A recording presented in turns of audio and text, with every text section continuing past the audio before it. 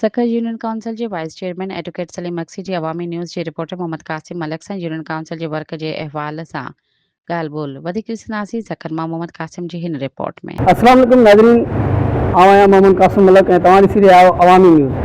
हिन वक़्तु असीं मौजूदु आहियूं जीएशा कमेटी सखर जी यूसी 4। असां सां मौजूदु आहे वाइस चेयरमैन मंसी साहब। इन सां जो वधीक जेको आहे टाउन चेयरमैन जेका हिन साल जी जेका बजट पेश कई आहे उन में यूसी जे हवाले सां केतिरो तहत तव्हां मुतमिन आहियो ऐं जेके यूसी में जेके कमकार हली रहिया आहिनि या प्रोजेक्ट अची रहिया आहिनि उन बाबति ॻाल्हियूं कंदासीं सदन इन्हनि जो सही तव्हां ॿुधायो जेके हीअ बजट जेका आहे 2026 ऐं 27 जेका पेश थी टाउन जी उन में यूसी में तव्हां केतिरो मुतमिन आहियो त टाउन तव्हां सां केतिरो जेको आहे त ताउन पई करे ऐं जेके तव्हांखे प्रोजेक्ट कमकार जे हवाले सां मिलनि उन बाबति तव्हां छा चवंदव? वॾी महिरबानी तव्हांजी, तव्हां मूंखां मौक़ुफ़ वठो पिया। पहिरियों दफ़ो जेको हिन दफ़े जेका टाउन जी जेका बजट पेश थी आहे त ओबीटी शहर मां बि असांजी यूनियन कमेटी लाइ जेको आहे उहो अमाउंट रखियो वियो आहे डेवलपमेंट वर्क्स जे लाइ ऐं हुन सां गॾोगॾु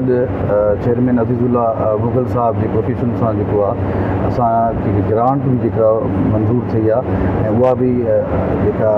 इनायती थींदी उन में बि असांजी जेके यूसी में जेके डेवलपमेंट वर्क जेके रहियल आहिनि उन में बि अमाउंट रखियो वेंदो ऐं हुन सां गॾोगॾु हिन दफ़े जेका बजट पेश थी आहे उनमें हर तबिके जे लाइ जीअं तव्हांजा माज़ूर आहिनि, लेडीज़ आहे या तव्हांजी अक़लियती बिरादरी आहे, नौजवान आहिनि, लेबर आहिनि, उन्हनि जे लाइ बि हिन दफ़े जेको आहे बजट जो हिसो रखियो वियो आहे। ऐं हींअर जीअं बरसाति जो मौसमु आहे जेके असां वटि जेको डीसिल्टिंग जो कमु हो टाउन जे तरफ़ां जेके नंढियूं नंढियूं नालियूं उहा डीसिल्टिंग कराई वई कुझु टाइम पहिरियां। हिन वक़्तु जेको आहे मेयर सखर बैरिस्टर मोहतरम अरसलान इस्लाम शेख साहब जे हुकम सां जेको आहे असांजी यूसी में जेको आहे जेके वॾा नाला आहिनि उनजी डीसिल्टिंग जो कमु जेको आहे हिन वक़्तु बि जेको आहे उहो जारी आहे। मॉनसून जे हवाले सां जीअं तव्हां ॿुधायो पहिरियों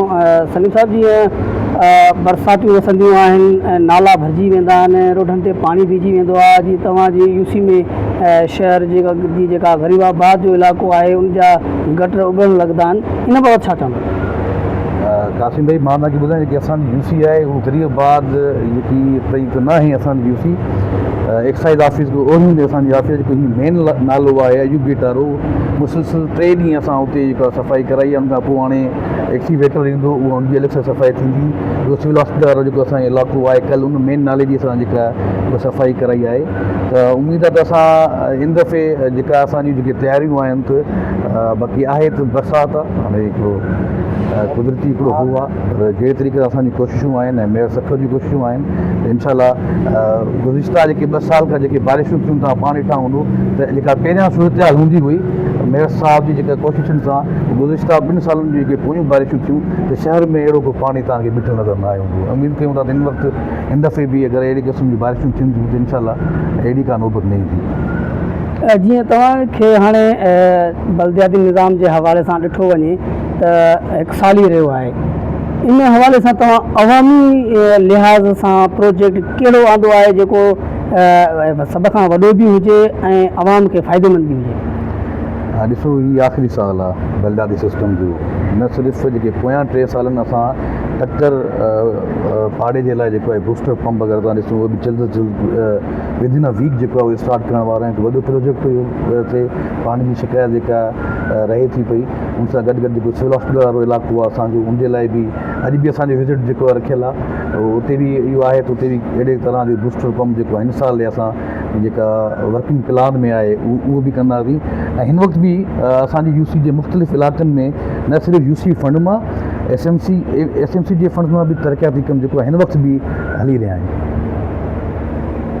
ही हुआ यूसी जे 4 जे वाइस चेयरमैन सलीम मंसी साहब जंहिंजो तव्हां ॻाल्हियूं ॿुधियूं। संदसि ही अवामी लिहाज़ सां जेके यूसी में कमु कराया, तरक़ियाती कमु कराया ऐं जेके मौसम जे बारिशुनि जे हवाले सां जेके तयारियूं आहिनि उन बाबति तव्हां ॻाल्हियूं ॿुधी। सब्सक्राइब कयो अवामी न्यूज़ HD खे ऐं ताज़ा तरीन ख़बरुनि लाइ ॾिसंदा रहो अवामी न्यूज़ HD।